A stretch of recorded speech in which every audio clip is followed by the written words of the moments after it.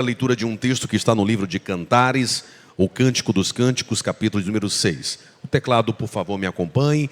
O retorno já está bom, se conseguir dar só um pouquinho mais de volume, para que eu possa ouvir direitinho aqui. Glória a Deus, aleluia, isso.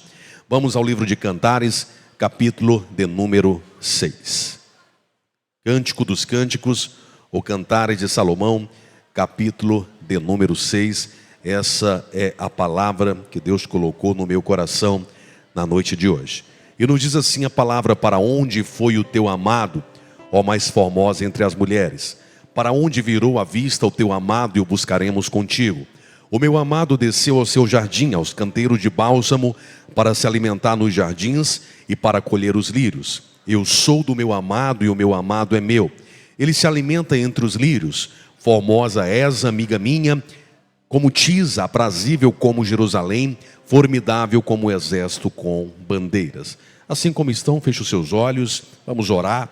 Querido e maravilhoso Deus, estamos mais uma vez na Tua presença, Senhor, nesse último dia de festa, pedindo que Tu fales conosco, Senhor, que Tu nos use de uma forma extraordinária, segundo a Tua palavra, segundo o Teu querer, para trazer uma mensagem, uma palavra de edificação ao coração da Tua igreja. Senhor, que todas as distrações, todos os problemas, tudo aquilo que possa de alguma forma tirar a nossa atenção, possa nesse momento, Pai, ficar lá fora, e que aqui nós estejamos 100% ligado contigo para ouvir a Tua voz. É o que nós te pedimos em nome de Jesus. Amém, amém e amém.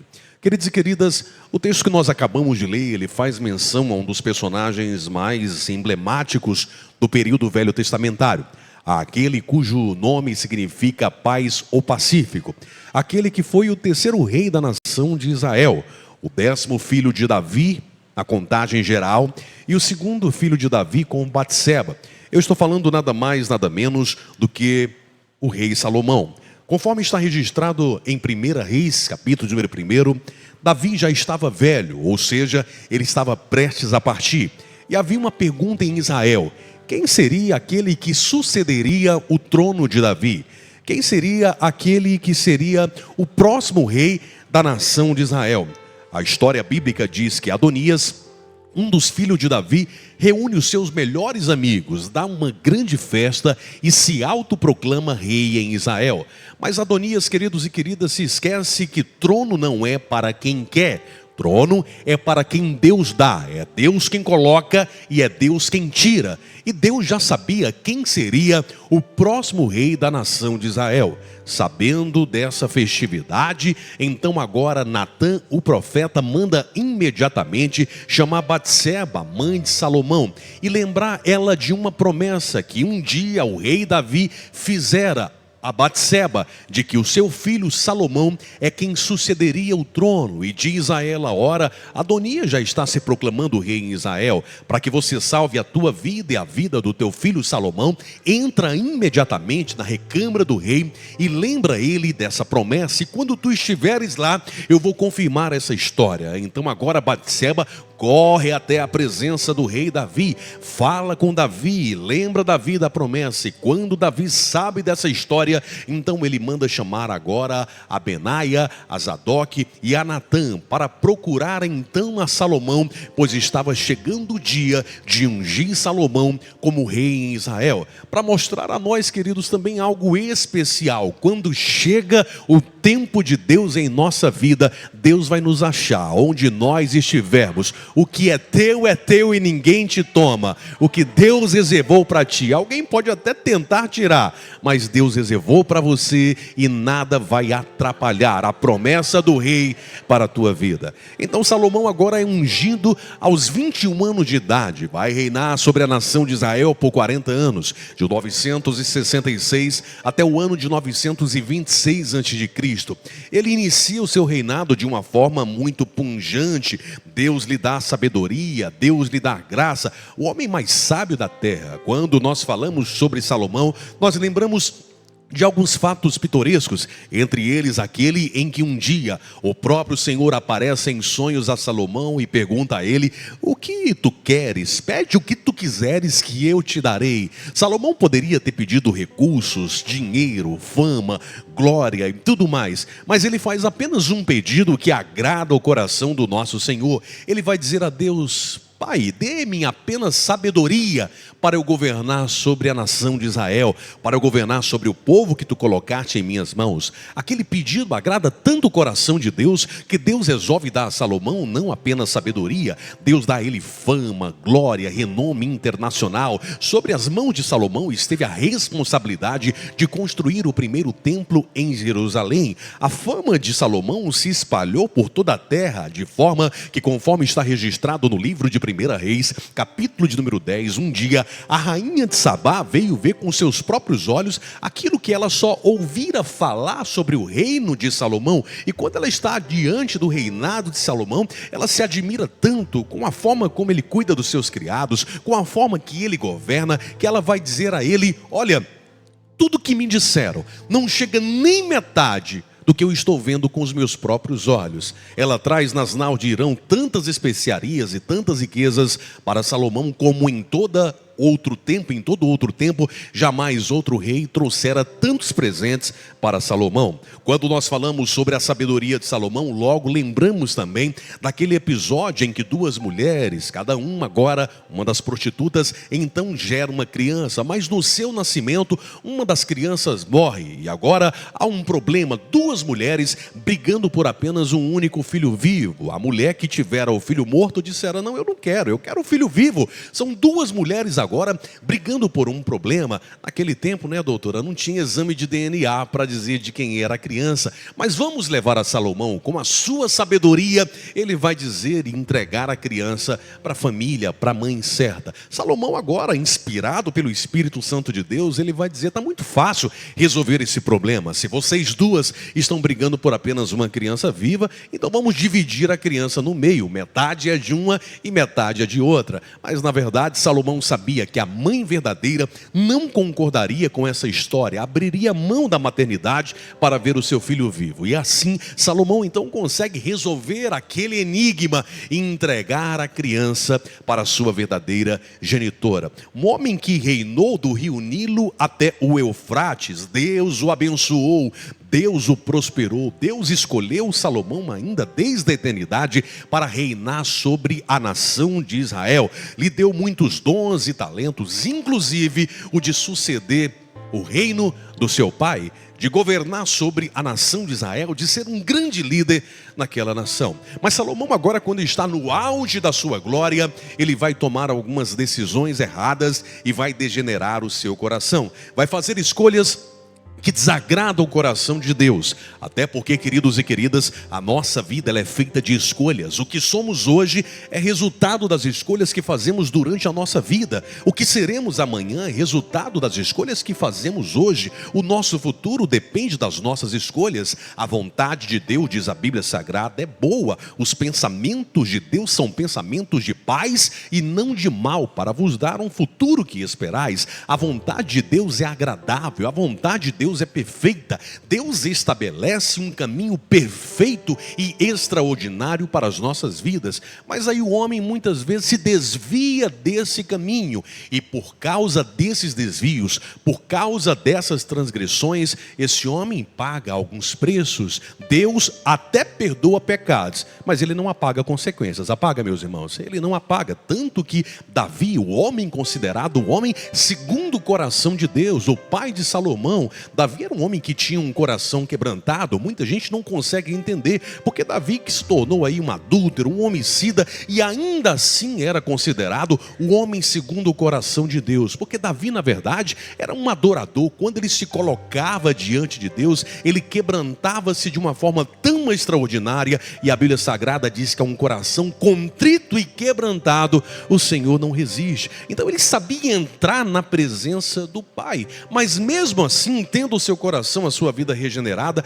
diz a Bíblia Sagrada, o Senhor diz para Davi: olha, nunca mais a espada se apartará da tua casa. Consequências pelos pecados. Então Salomão, agora no auge da sua fama, no auge do seu reinado, ele vai agora degenerar o seu coração e vai se misturar com mulheres estranhas, com moabitas, com etéias, com amonitas. Vai desagradar o coração de Deus, porque além de se misturar com essas mulheres, ele passa também a adorar os deuses dessas mulheres. Por causa dessa adoração, por causa dessa transgressão e dos pecados cometidos pelo rei Salomão, Deus vai permitir que alguns levantes aconteçam contra ele, contra alguns inimigos que se levantam contra Salomão.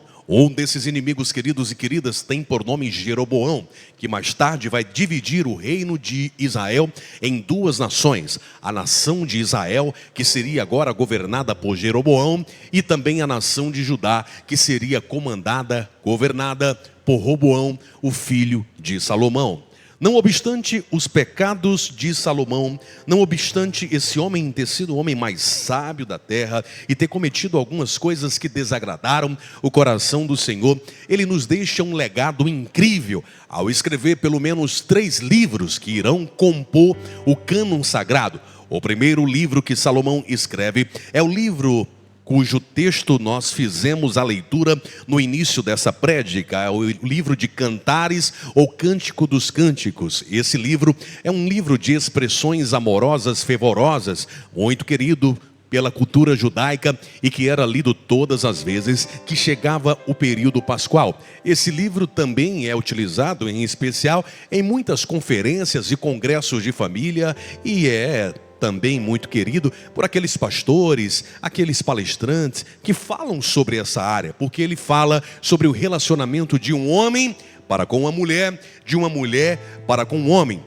Mas esse livro, queridos e queridas, também nos revela o relacionamento da noiva para com o noivo. Ou seja, ele também fala para os nossos dias do relacionamento da igreja para com o seu Senhor, para com o nosso mestre Jesus de Nazaré. O relacionamento da igreja para com Cristo e de Cristo para com a igreja. Mais tarde, Salomão vai escrever um outro livro. Agora não é um livro mais que ele escreve como um homem apaixonado. É um livro da sua racionalidade. É o livro de Provérbios. Ele escreve cerca de 3.000 provérbios, 1.005 cânticos e alguns salmos. Como eu disse, não é um livro mais dos seus sentimentos, é um livro da sua razão. E quando Salomão já está velho, na clã dos seus cabelos, na sua melhor idade, ele vai olhar para trás, vai fazer uma retrospectiva da sua vida, ele vai perceber todos os erros que ele cometera durante a sua trajetória, ele vai nos dar algumas lições ao escrever o livro de Eclesiastes, e ele vai dizer que tudo na vida é vaidade, tudo na vida é passageiro, tudo na vida, Salatiel, é efêmero, e que no final das contas o que nos resta de verdade é obedecer a Deus e a sua palavra, porque o mundo nos oferece tantas coisas e nós somos distraídos pelo mundo e acabamos deixando de fazer aquilo que realmente o Senhor coloca diante de nós para que nós verdadeiramente possamos cumprir. E às vezes somos atraídos pelo mundo, às vezes deixamos o nosso tempo ser levado por coisas fora da casa de Deus. E Salomão vai dizer: o que resta de verdade, o que vale a pena de verdade é viver para Deus, é obedecer a sua palavra,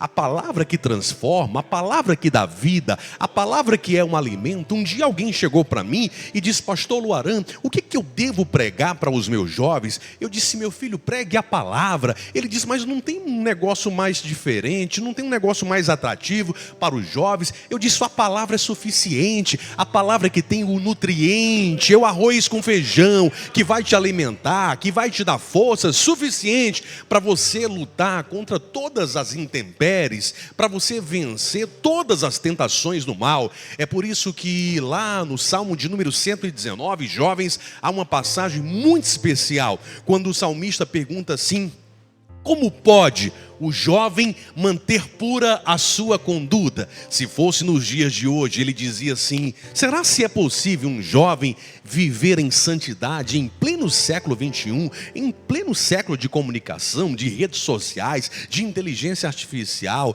em um tempo de faculdade, de tantas coisas, de tantas oferendas desse mundo? Será se ainda é possível um jovem viver em santidade? E o salmista, há mais de 2000 anos atrás, ele vai responder dizendo: sim, é possível, mas só existe uma maneira para isso: obedecendo a tua palavra. Guardei a tua palavra no meu coração para eu não pecar contra ti. A palavra é a nossa bússola, a palavra é o nosso alimento. Por isso, jovem, medite na palavra. Diz a Bíblia: guarda essa palavra no teu coração para não pecar contra o Senhor. Se alimente dessa palavra, viva dessa palavra, estude essa palavra, que essa palavra faça parte 24 horas por dia da sua vida. Que você seja um verdadeiro adorador, buscando a Deus em espírito e em verdade. Adoração, queridos, não é apenas participar de um congresso como esse. Adoração não é simplesmente, na hora do louvor, levantar as mãos para o céu e começar a dizer: Senhor, eu te adoro,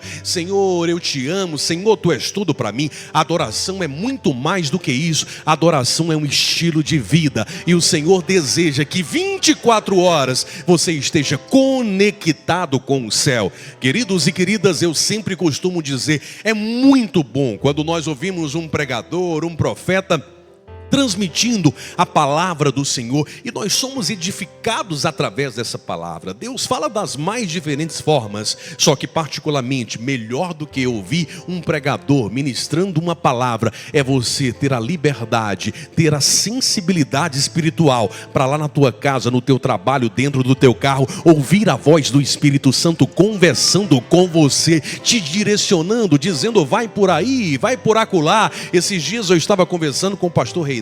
Quantas vezes nós estamos às vezes dirigindo o nosso carro e sempre fazemos o mesmo trajeto, e de repente uma voz nos diz: meu filho, não vai por aí hoje não, dobra à esquerda, pega outro caminho. Mas Senhor, eu sempre vim por aqui. E às vezes é Deus querendo livrar você de um acidente, livrar você de todo o mal. Eu lembro, queridos e queridas, que há mais ou menos uns 20 e tantos anos atrás, eu era um adolescente, tinha 18 anos de idade, e então eu fazia cursinho para faculdade lá no Recife, no estado do Pernambuco, e eu pegava um ônibus, todos os dias eu entrava naquele ônibus, e eu sempre, durante 3 meses, sempre sentava lá no último banco, lá atrás mesmo do ônibus. Mas um determinado dia, quando eu subi, não tinha ninguém lá atrás, mas eu ouvi a voz do Espírito Santo de Deus dizendo para mim: meu filho, não sente aí hoje, sente lá na frente. Eu quis ainda evitar, mas o Espírito Santo mais uma vez disse: sente lá na frente. Eu disse: tá bom, Jesus, se tu tá mandando, eu vou sentar então lá na frente. 10 minutos depois, o ônibus estava parado, veio um outro ônibus atrás com muita velocidade e bateu na traseira daquele ônibus, de forma que aquele ônibus amassou todo, e todo aquele vidro estilhaçou ali, justamente onde eu estaria sentado se não tivesse ouvido a voz de Deus. Então ouça a voz do Espírito Santo. Não tem nada melhor do que você ser conduzido pela voz do Espírito Santo de Deus. Para onde foi o teu amado, ó mais formosa entre as mulheres? Para onde virou a vista o teu amado, e o buscaremos contigo? O meu amado desceu ao seu jardim, aos canteiros de bálsamo, para se alimentar nos jardins e para colher os lírios. Eu sou do meu amado, e o meu amado é meu. Ele se alimenta entre os lírios. Queridos e queridas, há pelo menos 3 formas de nós interpretarmos esse texto: a alegórica, a típica e a literal. Há no texto que nós acabamos de ler pelo menos 3 classes de personagens que conversam entre si. Há um grupo de mulheres, a sunamita, e também aqui a pessoa do noivo, representada por Salomão. Essa mulher, ou esse grupo de mulheres, representa para as nossas vidas o mundo, ou o sistema mundano que conduz esse mundo. E a Bíblia diz que o mundo jaz no maligno. A segunda personagem que fala da noiva, que está falando aqui no texto de uma forma revelada também sobre a igreja do Senhor, lavada e remida. E o noivo representa aqui a pessoa do nosso amado e querido Mestre Jesus. E o que é que esse grupo de mulheres que representa aqui o mundo está fazendo? O que esse grupo de mulheres que representam o mundo está fazendo é, de forma irônica, perguntando à noiva: para onde foi o teu amado? Você disse que ele te ama, mas você nem sabe para onde ele foi. Nos mostre pelo menos o caminho e nós vamos te ajudar a encontrar o noivo. E qual a intenção desse grupo de mulheres? É colocar justamente o noivo em descrédito, em desconfiança e desmotivar a amada de que um dia o noivo vai vir para buscá-la, para as bodas, para o grande dia do casamento. Queridos e queridas, vamos olhar para a história da igreja. Jesus um dia veio a essa terra, cumpriu o propósito, remiu o pecado do homem, reinseriu a humanidade na grande história de Deus. Jesus morre, 3 dias depois ele ressuscita, vai passar mais 40 dias com os seus discípulos. Antes de partir, antes de ascender aos céus, ele vai dizer aos seus discípulos: ficai em Jerusalém, porque o Pai vai enviar o Consolador. Ele não os vai deixar sozinhos, vai enviar o Espírito Santo. Os homens de Deus, aquele povo então espera, chega o dia 10, o dia de Pentecoste, o Espírito Santo de Deus desce sobre aquela casa, eles são cheios do Espírito Santo, eles começam a pregar a palavra. Como eu disse pela manhã hoje, na primeira mensagem pentecostal, Pedro vai pregar a palavra e quase 3.000 pessoas vão aceitar a Cristo, vão fazer parte da igreja primitiva e somarem-se aos cristãos ali na igreja primitiva, impelidos pelo Espírito Santo de Deus. Eles pregavam uma palavra acreditando que Jesus voltaria naqueles dias. As pessoas se convertiam e Jesus não voltou naqueles dias, queridos.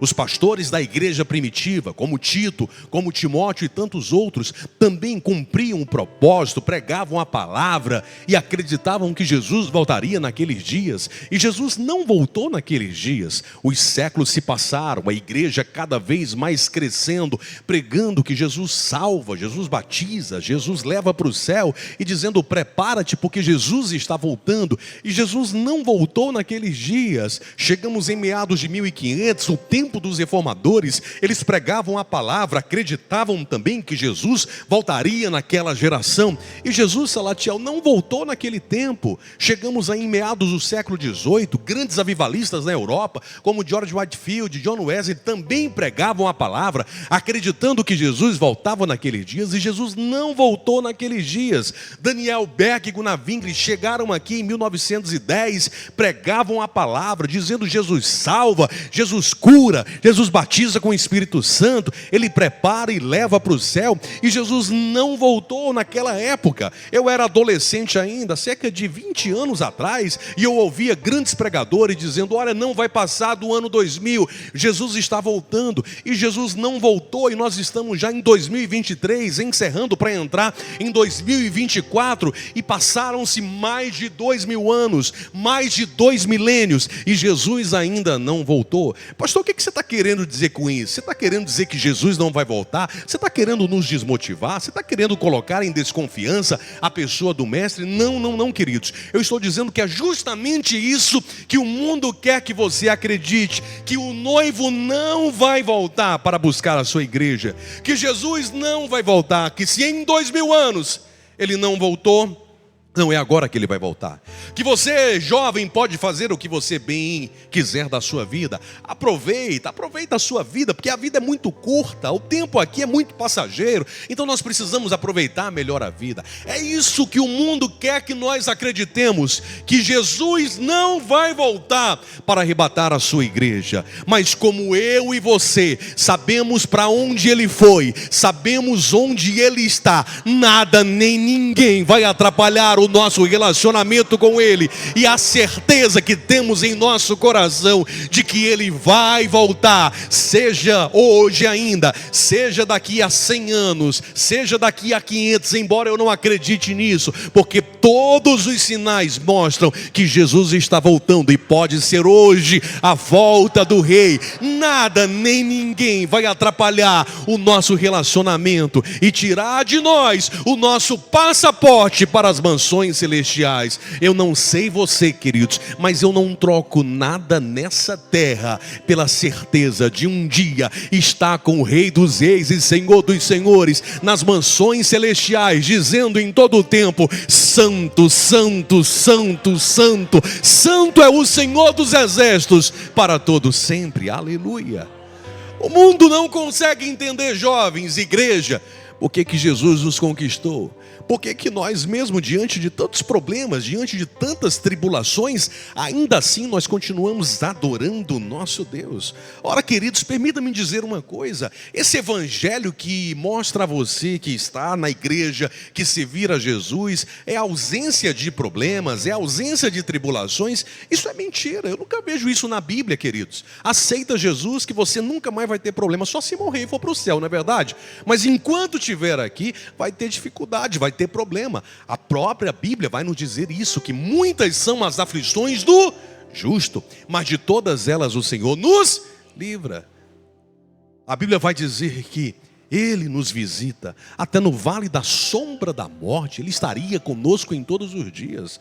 O próprio Jesus vai nos dizer isso, que tamanhas seriam as tribulações, mas tende bom ânimo, eu venci o mundo.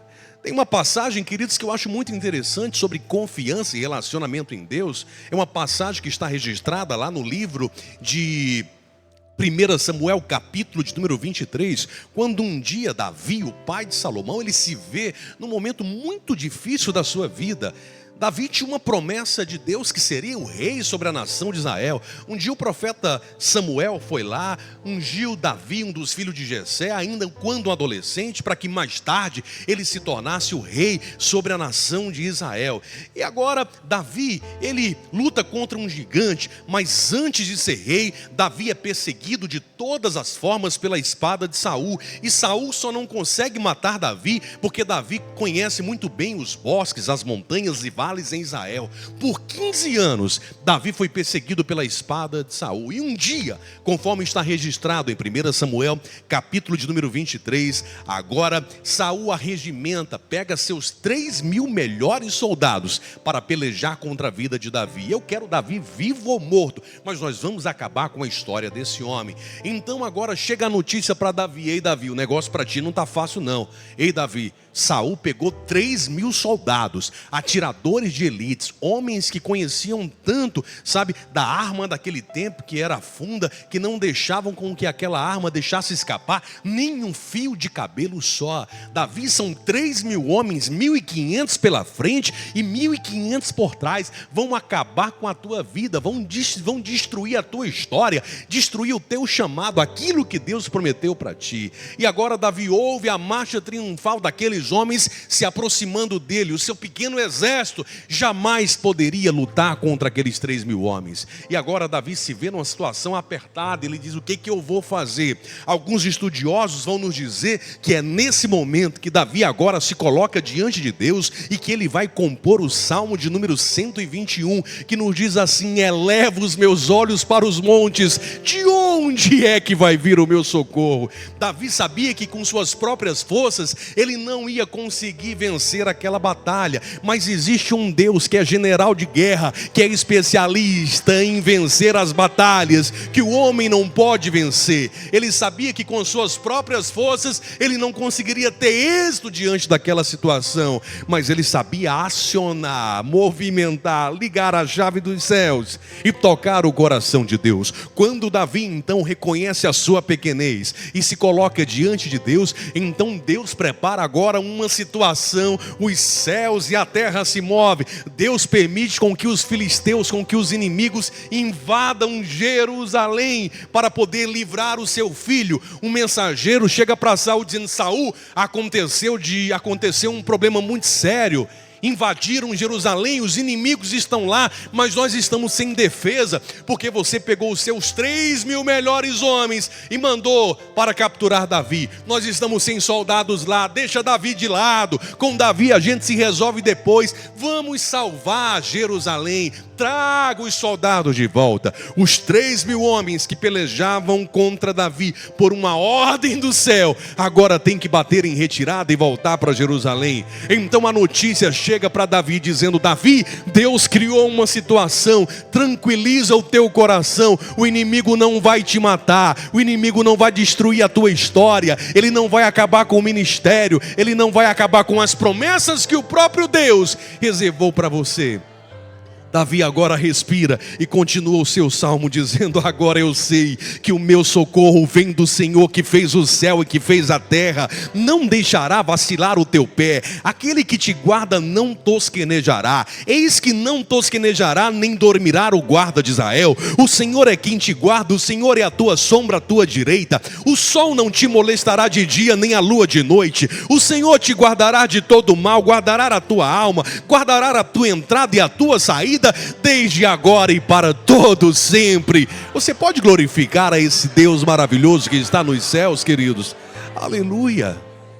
O mundo não consegue entender porque o Mestre, porque Jesus, porque o nosso noivo nos conquistou e porque nós esperamos de forma muito especial Ele, dizendo: Maranata, ora vem Senhor Jesus. Sabe por que Jesus nos conquistou, queridos? Porque um dia Ele deixou o seu trono de glória e Ele não veio em uma carruagem celestial, Ele não veio com roupas do trono, Ele nasceu através do ventre de uma virgem, de Maria, de uma mulher, concebido pela pessoa do Espírito Santo, para sentir as nossas dores, para saber quais são as dificuldades. Ele foi tentado em tudo, mas Ele não pecou. Ele conhece tanto as nossas vidas, que a Bíblia Sagrada vai nos dizer: filhinhos, não pequeis. Mas se você pecar, se arrepender, tem um advogado que se chama Jesus de Nazaré para te defender diante do Pai.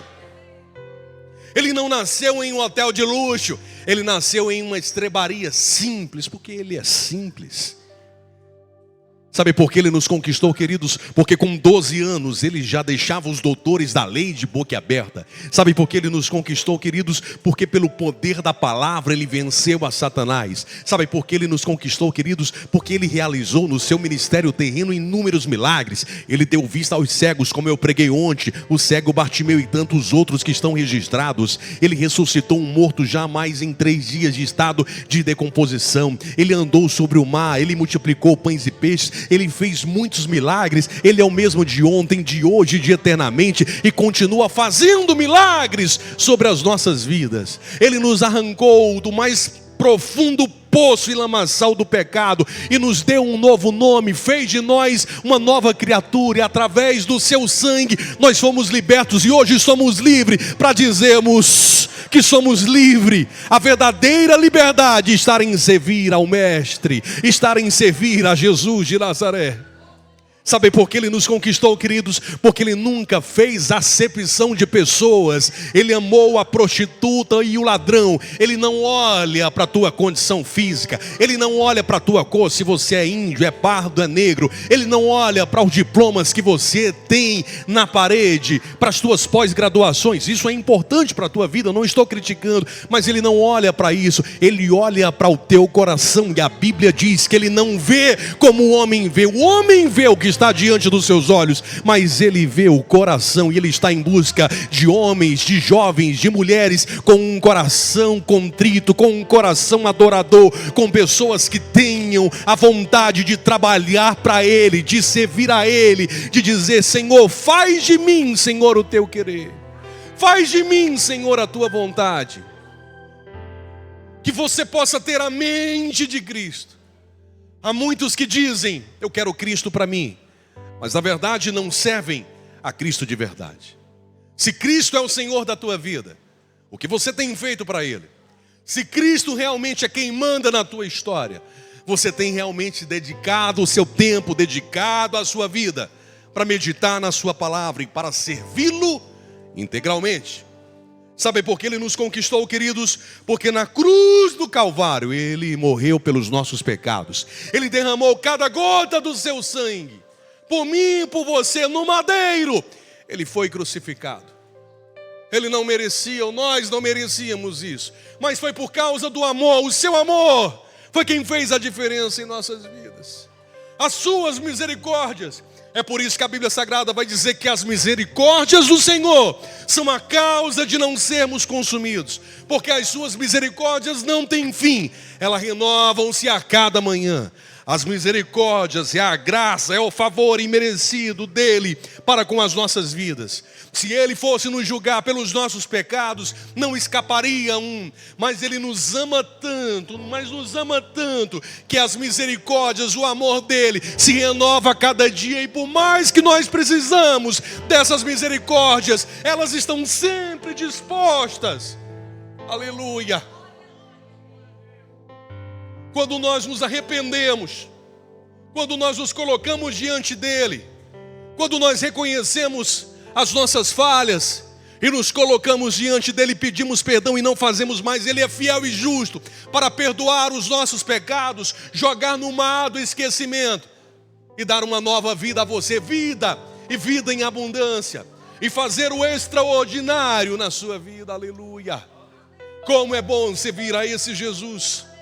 Um dia ele morreu por mim e por você, mas a melhor notícia não foi a da sua morte. A melhor notícia foi que ao terceiro dia ele ressuscitou. Ele venceu a morte e foi para o céu preparar a morada para mim e para você. Aleluia.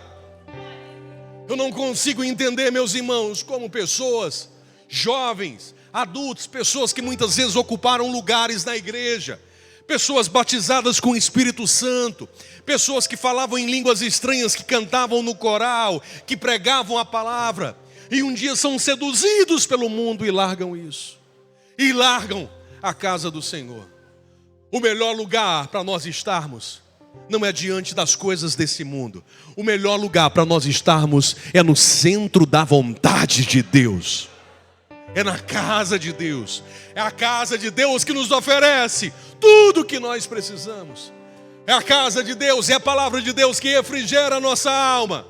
É a palavra de Deus, é a vontade de Deus que nos mostra o caminho pela qual nós devemos seguir. Jesus é maravilhoso, Jesus é lindo, e você tem liberdade nessa noite de adorar a Ele, de sentir o cheiro da sua presença. Lembrei agora de um testemunho que eu ouvi uma vez de um certo moço que chegou numa igreja e estava incomodado porque lá na frente tinha um homem, tinha um senhorzinho de idade, e durante todo o culto a única coisa que esse senhorzinho sabia falar era: eita Deus cheiroso, eita Deus cheiroso, e ele não parava de dizer isso. E aquele homem, aquele irmão ficou incomodado e disse: no final do culto eu vou repreender esse irmão, porque ele está atrapalhando o culto, ele não tem outra coisa para dizer não, só sabe dizer esse negócio de Deus cheiroso. Aí quando ele chega no final do culto para repreender o irmãozinho e vai apontar, vai falar com ele, ele percebe que o irmão era cego dos dois olhos. Então ele se olha daquela forma e diz: meu Deus do céu, o homem é deficiente visual. Mas ele chega pertinho dele e diz: ei moço, deixa-me fazer uma pergunta, eu vim aqui para fazer uma crítica com o senhor, eu vim aqui, mas eu percebo que o senhor é deficiente dos dois olhos, o senhor não enxerga, e por que o senhor fica dizendo esse negócio aí de Deus cheiroso? Ele diz: é porque eu não posso ver você, eu não posso contemplar com os meus próprios olhos, mas eu posso sentir o cheiro da tua presença, e esse Deus é cheiroso, o perfume dele enebria esse ambiente. Aleluia. Sinta o perfume da glória de Deus sobre sua vida. Aleluia, aleluia, aleluia, aleluia, aleluia. Aleluia, aleluia, aleluia, aleluia, aleluia, aleluia, aleluia, aleluia, aleluia. Um dia um homem chamado Bernard Johnson, um grande evangelista que viveu nessa terra, esse homem, escute só, ele estava dando uma palestra no Brasil para um grupo de jovens na universidade. E chegou na palestra, ele começou a falar sobre Jesus, quando de repente um jovem ateu levantou a mão e disse: ei professor, eu não sei porque que você fica falando aí sobre esse tal, desse líder de vocês chamado Jesus, um líder tão pobre, mas tão pobre, que não tinha nem onde cair morto, que quando morreu tiveram que pegar o corpo dele e enterrar lá no túmulo, né, do senador José de Arimateia. Eu jamais seguiria um líder assim, um líder que não tinha nem dignidade para ter o seu próprio corpo enterrado em um túmulo próprio. em um sepulcro próprio. Então o Bernard Johnson vai olhar para aquele homem e vai dizer o seguinte: ei, meu filho, deixa eu fazer uma pergunta para você. Se você fosse passear numa cidade, você sabe que você não vai morar lá, você vai comprar uma casa ou você vai alugar ou pedir emprestado por alguns dias? Então o jovem olhou para ele e disse: professor, que pergunta besta, por que eu vou comprar uma casa num lugar que eu sei que eu não vou morar? Ele disse: por que o meu Jesus ia comprar um túmulo se ele sabia que ao terceiro dia ele ia ressuscitar? Era muito mais fácil ele pedir emprestado de alguém, não é verdade, pastor? Por que ele ia comprar um túmulo, meus irmãos? Ele disse: não, vou ficar lá no do José de Arimateia, do senador, lá é só 3 dias. Ele sabia que ele venceria a morte para nos dar a vida eterna através do seu sangue. E todos aqueles que crerem no seu nome e se fizerem filhos de Deus terão livre acesso ao céu. Aleluia, aleluia, aleluia. Ninguém vai atrapalhar o nosso relacionamento com Deus, queridos. A pergunta desse grupo de mulheres é: para onde ele foi? Para onde foi o seu amado? Ela está tentando colocar, as mulheres estão tentando colocar o noivo em desconfiança. Mas você vai dizer: eu sei para onde ele foi, eu sei onde ele está, e eu tenho uma convicção de que ele já está voltando, e que ele vai voltar para me buscar. Imagine a cena do amado voltando para casa, as milíades de anjos dizendo: o céu está em festa, o campeão voltou, o leão da tribo de Judá, o vencedor está ali. Você pode pensar nesse dia maravilhoso, nesse dia triunfal, onde nós estaremos nas bodas do Cordeiro.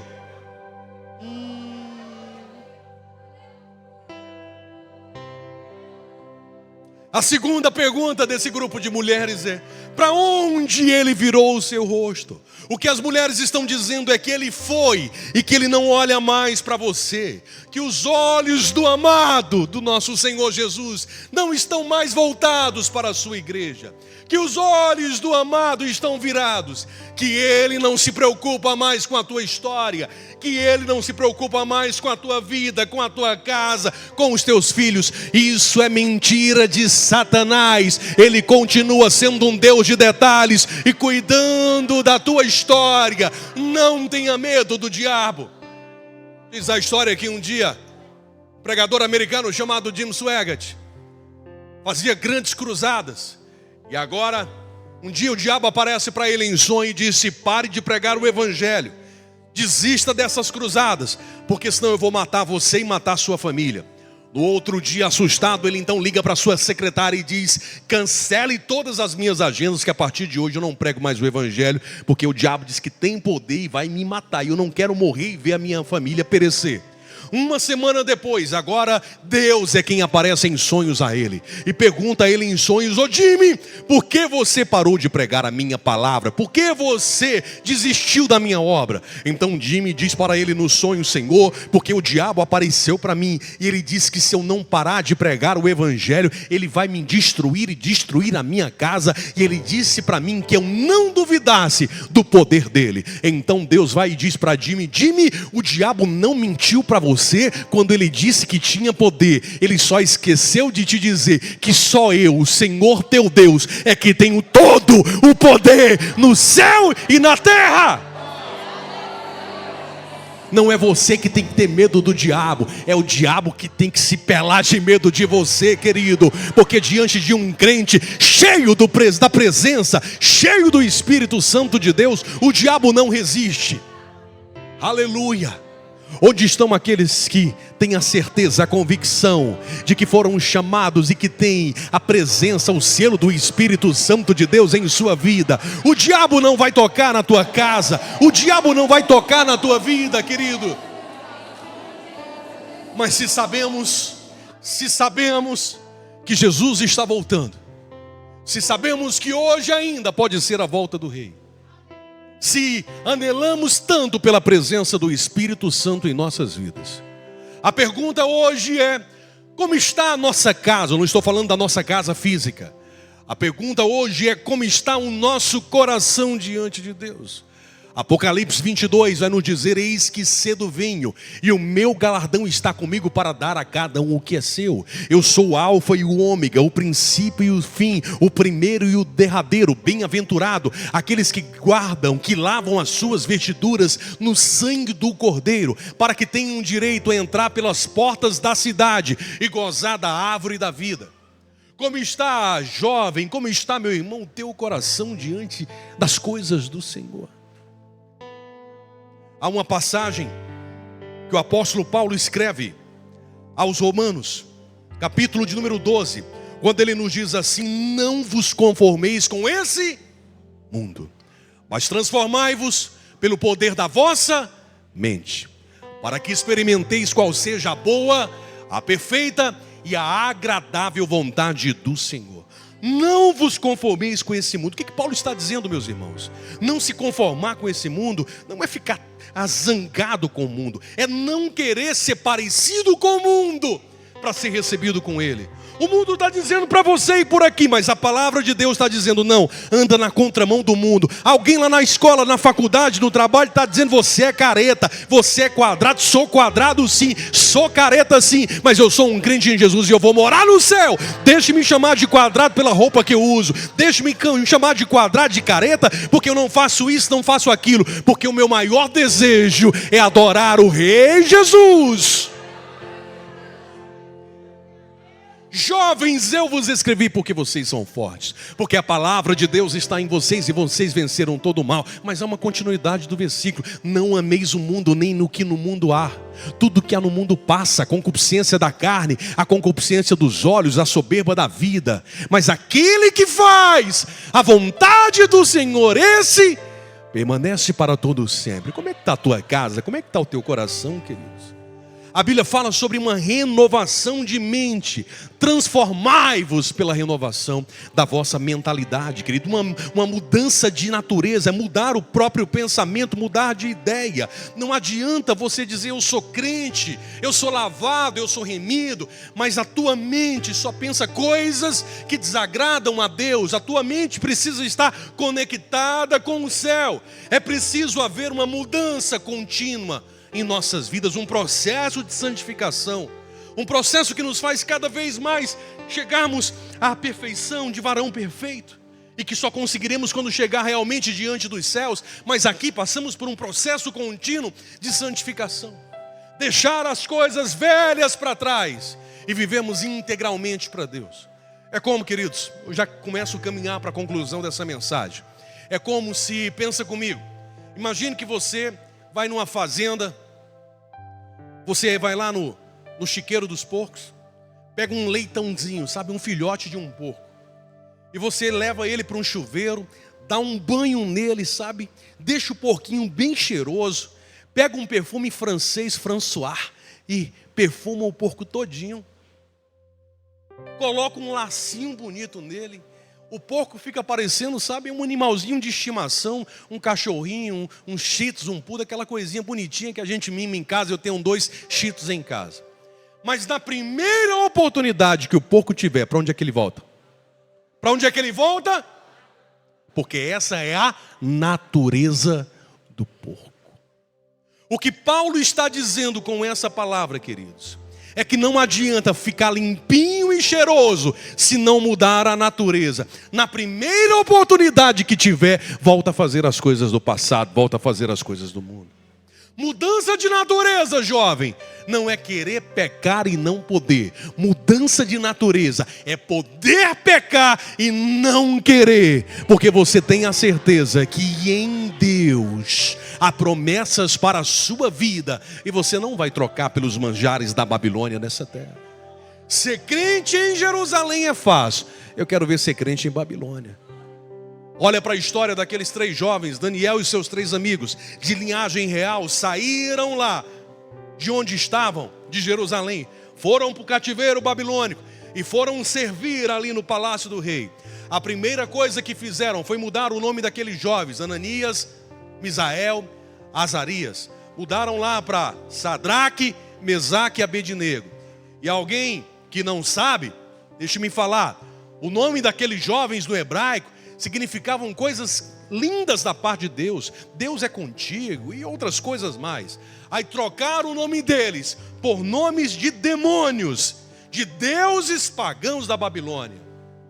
Sadraque, Mesaque e Abednego foram nomes que deram a eles em homenagem aos deuses pagãos. Mas eu vou dizer uma coisa para vocês: até conseguiram trocar o nome de Daniel, até conseguiram trocar o nome de Misael, até conseguiram trocar o nome de Ananias e de Azarias, mas não conseguiram trocar os seus corações e a decisão de servir a Deus, por causa de uma decisão de permanecerem firmes no Senhor. Deus exaltou aqueles jovens, colocou ele nos melhores postos da Babilônia, fez de Daniel um presidente, deu a ele um espírito excelente, fez daqueles 3 jovens governadores. Você quer ser exaltado aqui na terra por Deus? Então não se misture com as coisas dessa terra. Tenha um coração de um jovem cheio da presença do Espírito Santo, adorando a Ele em espírito e em verdade. Transformai-vos pela renovação do vosso entendimento, para que experimenteis, olha que coisa linda, queridos, experimenteis. A vida do crente é uma vida de experiência. A vida do crente não é uma vida para ser teorizada, ou relativizada, ou filosofada. A vida do crente é uma vida para ter experiências. É bom você ouvir testemunhos dos outros, melhor é você ter os seus próprios testemunhos, queridos. É você ter relacionamento com Deus. Quando nós olhamos para a história da Bíblia Sagrada, nós vamos perceber tantos homens que andaram com Deus. Enoque fez parte da 7ª geração da humanidade. Enoque andou com Deus. Abraão era conhecido como o amigo de Deus. Antes de destruir Sodoma e Gomorra, Deus vai lá e fala com Abraão e diz: poderia eu fazer alguma coisa sem antes me comunicar com o meu amigo Abraão? Olha que coisa linda. Moisés falava face a face com Deus. Davi era um homem segundo o coração de Deus. Deus quer ter relacionamento com você, jovem. Deus quer ter relacionamento com você, meu irmão.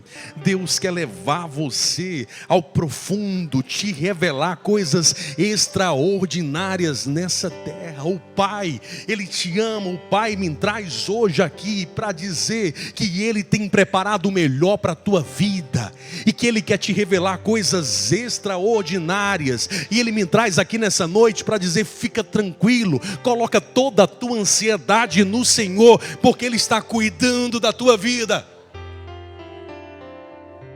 Ontem eu disse a vocês que eu tenho uma filha de 6 anos de idade, Estezinha.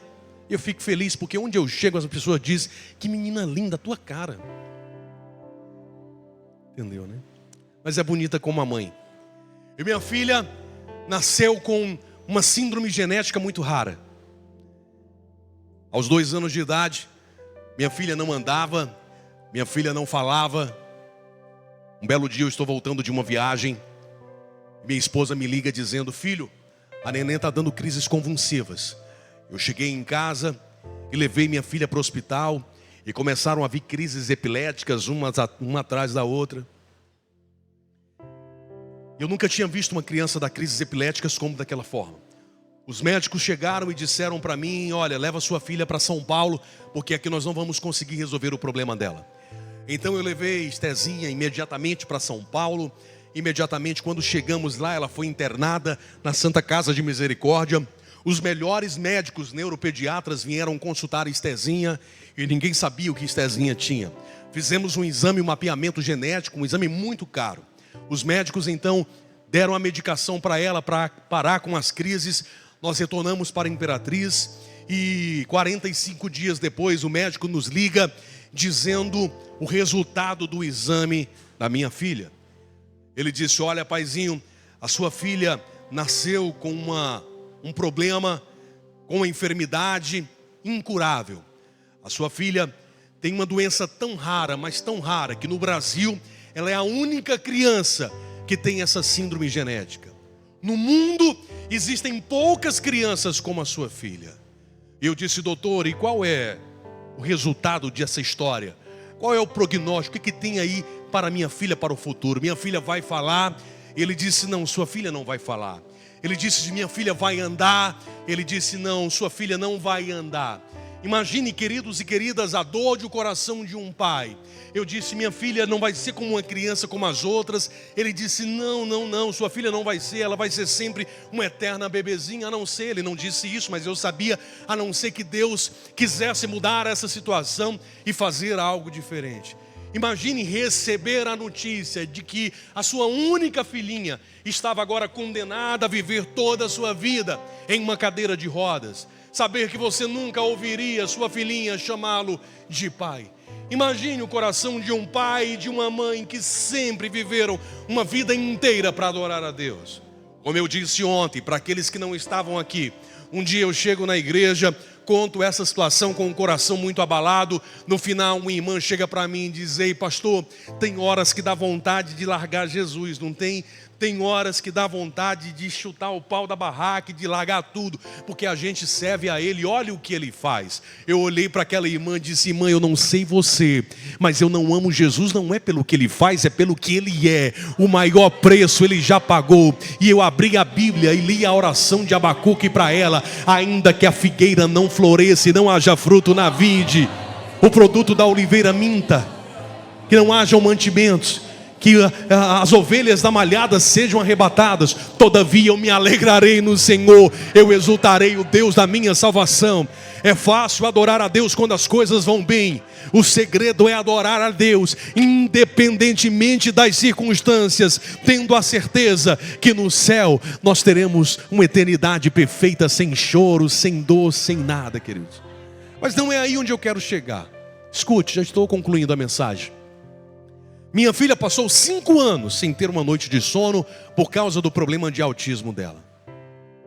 E por incrível que pareça, sempre que eu estava viajando, às 3 horas da manhã, minha esposa me ligava e dizia assim para mim, filho, meu marido, a neném está em crise, não há nada que eu faça que possa acalmá-la.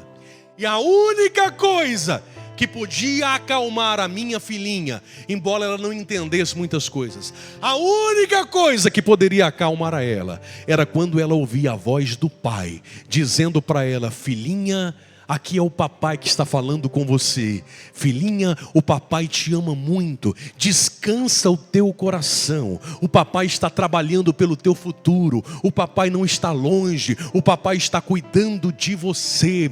Então, quando ela ouvia aquelas palavras, mesmo por telefone, logo ela pegava no sono e dormia a noite inteira. Então, Deus me fez ver algo falando sobre a paternidade dele. Deus disse assim para mim, diga aos meus servos que a minha voz consola, que a minha voz refrigera, que a minha voz entra com providência, que a minha voz tira todo o medo, que a minha voz muda o destino. E Deus está dizendo isso para você hoje, filho.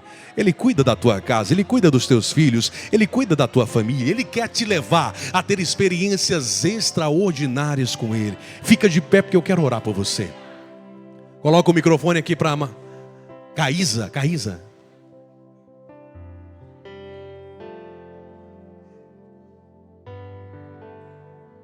Aleluia.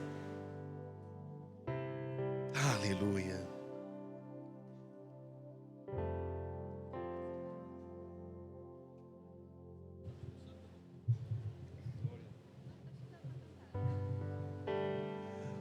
A Caísa vai adorar a Deus nessa noite. E você tem liberdade também de adorar a santidade do Senhor Jesus. Você tem liberdade nesse momento de glorificar a Ele, de dizer o quanto você o ama, o quanto você o adora. No final dessa festa, Deus pode curar o teu coração. No final dessa festa, Deus pode arrancar as feridas da tua alma. No final dessa festa, Jesus pode te batizar com o Espírito Santo. No final dessa festa, Ele pode tirar os teus medos. No final dessa festividade, Ele pode mudar a história da tua casa. Enquanto você adora Ele, Ele entra com providência na tua família.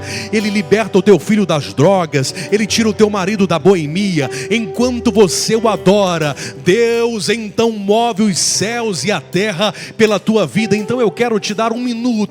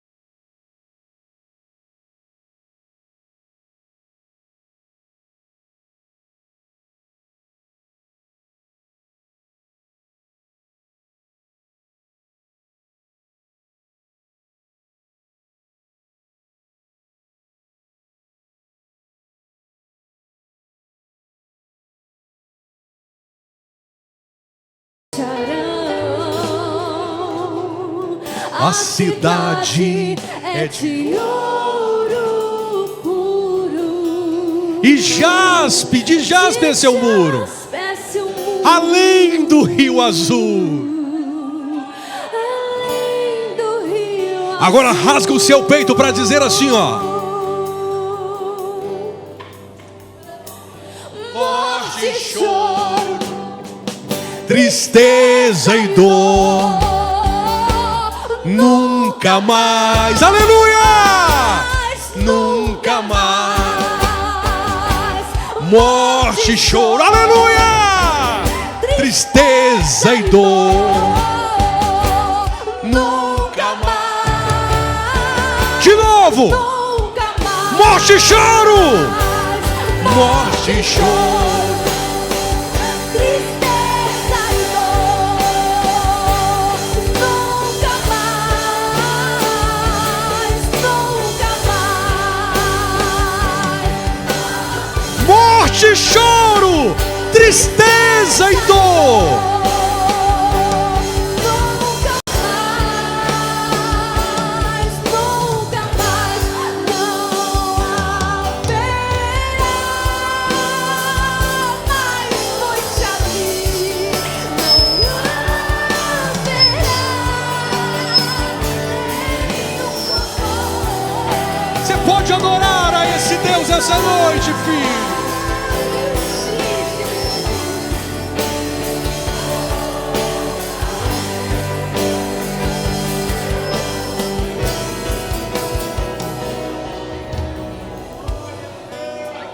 Nações,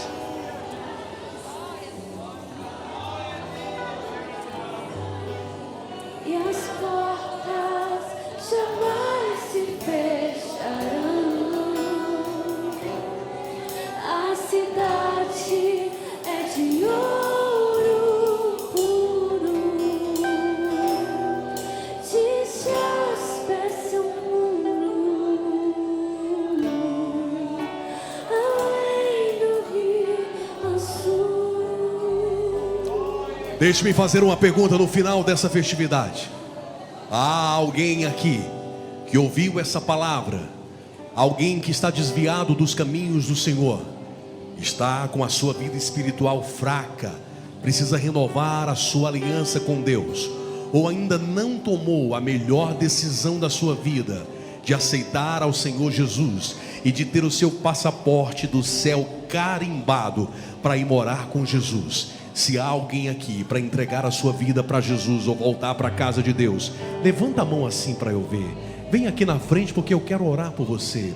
Onde está a primeira pessoa para Jesus nessa noite? Eu quero saber onde está alguém que vai dizer para Jesus, assim como tantos que vieram hoje: Jesus, eu quero também te conhecer. Jesus, esse mundo não tem mais nada para me oferecer.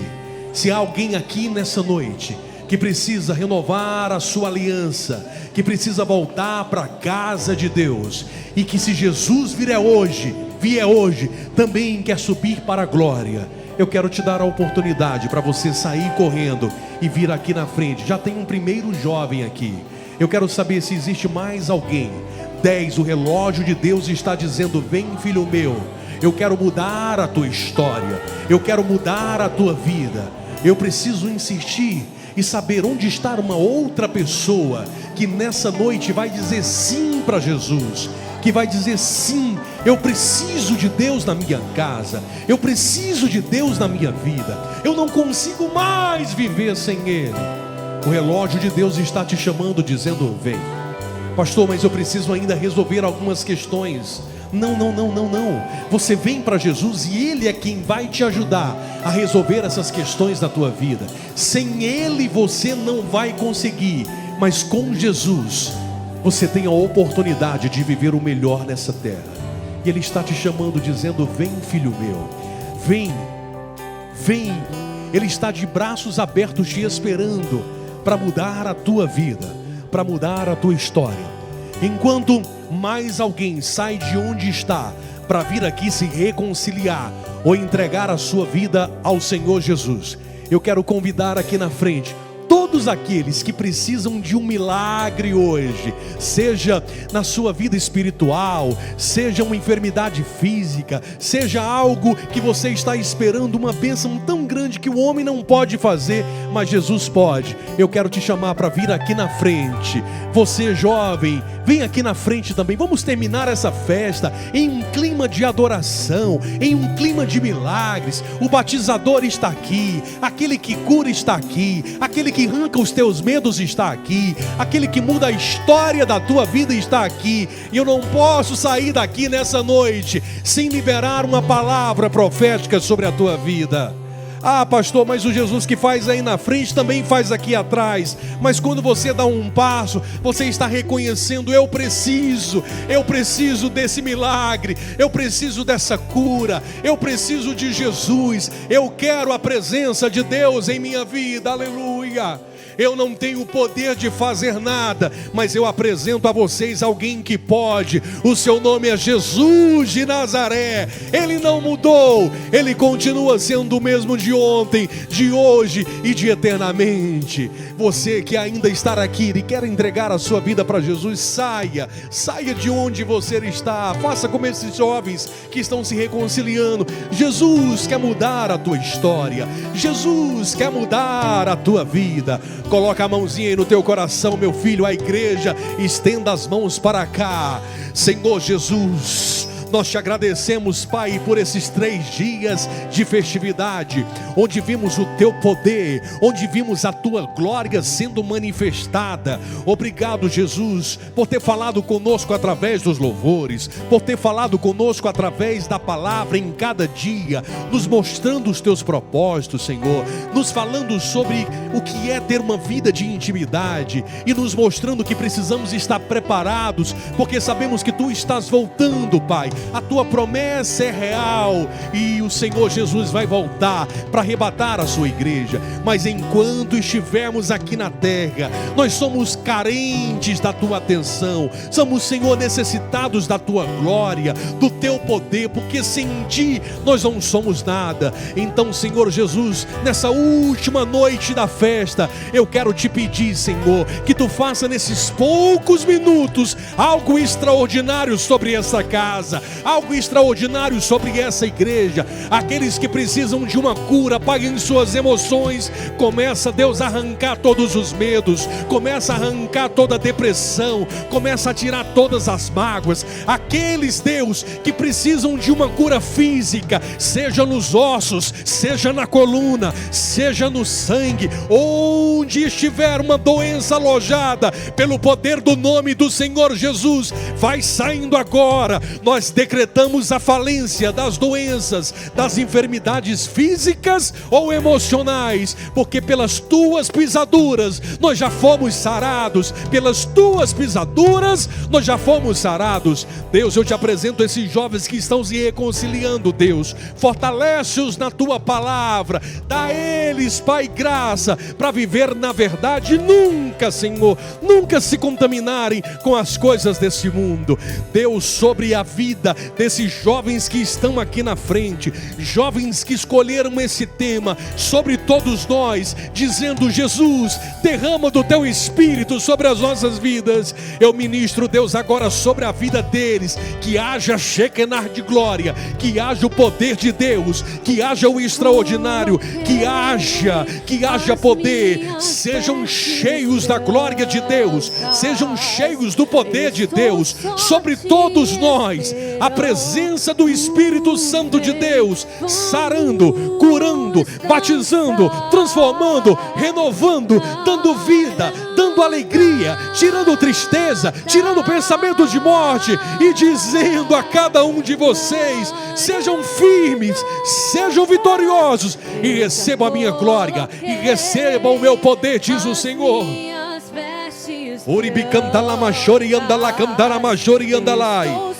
Sejam cheios da glória de Deus essa noite. Sejam cheios da Shekinah de Deus. E nos últimos dias, diz o Senhor, derramarei do meu espírito sobre toda a carne. Vossos filhos e vossas filhas profetizarão, vossos velhos terão sonhos, vossos jovens terão visões, e sobre essa casa, sobre esse dia, sobre vossas vidas, eu derramo do meu espírito. Sinta a presença, o toque do Espírito Santo de Deus sobre a tua vida. Agora, pega a glória, fogo de Deus, fogo consumidor. Onde estão as línguas estranhas nessa noite? Vamos ensaiar para aquele grande dia nas bodas do Cordeiro.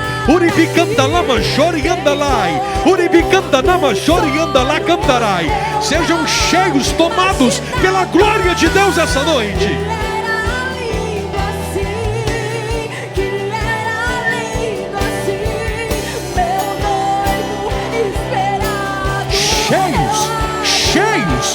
Cheios da glória de Deus, cheios da presença do Espírito Santo.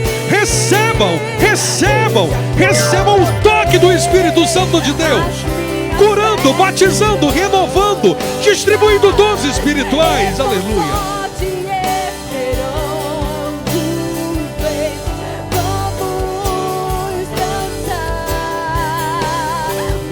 Pode chorar, meu filho. Pode chorar diante da presença do Rei. Pode chorar diante da presença do Rei. Pode chorar, pode se alegrar. Ele está aqui nessa noite. Alarabacanta na majoriandalai. Uribicanta na marabacandalai. Uribicanta na majoriandalai. Uribiala majoricandalai.